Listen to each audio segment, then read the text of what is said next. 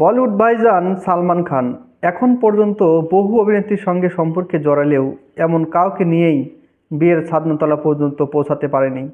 তবে তার ভক্তরা মনে করেন ঠিক একদিন বিয়ে করে নেবেন সালমান খান। যাই হোক, এখন আসে অন্য কথায়। কাহো না প্যার হে খ্যাত মুভির যে নায়িকা আমিষা প্যাটেল, তার মন্তব্যে কিন্তু নেট দুনিয়ায় ঝড় বয়ে যাচ্ছে। তার ভক্তরা তাকে বলেছেন সালমান খান পাত্র হিসেবে খুবই উপযুক্ত, আর আপনিও দেখতে অনেক সুন্দর। একটা সুন্দর বাচ্চা, একটা সুন্দর সন্তান জন্ম দেওয়ার জন্য অবশ্যই আপনাদের বিয়ে করে নেওয়া উচিত। এ কথা শোনার পরে আমিষা জানান, এটা ভাবতে কিন্তু আমার ভালোই লাগে। এ তো দারুণ একটা বিষয়। এমনিতেও সুন্দর দুজন মানুষকে একসঙ্গে দেখতে দর্শকও বেশ উপভোগ করবে, সবাই ভালোই বলবে। আর একটা সুন্দর সন্তান হলে তো আর কোনো কথাই নেই। যাই হোক, তার এই মন্তব্য কিন্তু বেশ ভালো একটা নেট দুনিয়ায় তোলপাড় শুরু হয়েছে।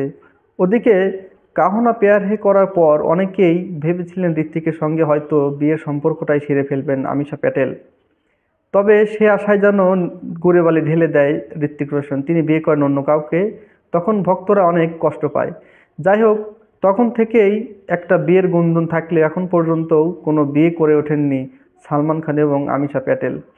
তবে দুজন অনেক মুভি করলেও তারা কিন্তু একসঙ্গে আরও কাজ করতে পারেন, এবং তাদের দুজন যদি বিয়ে আবদ্ধ হয়, দুজনের ভক্তরা কিন্তু অনেক আমোদিত হবে এবং আমরাও হব। কারণ সালমান খানের সালমান খানকে কিন্তু বিয়ে হওয়া, তার বিয়ে করা দেখতে কিন্তু প্রায় বিশ্বের সব দেশে এরকম ভক্ত অনুরাগীর অপেক্ষায় আছে যে কবে বিয়ে করবেন সালমান খান।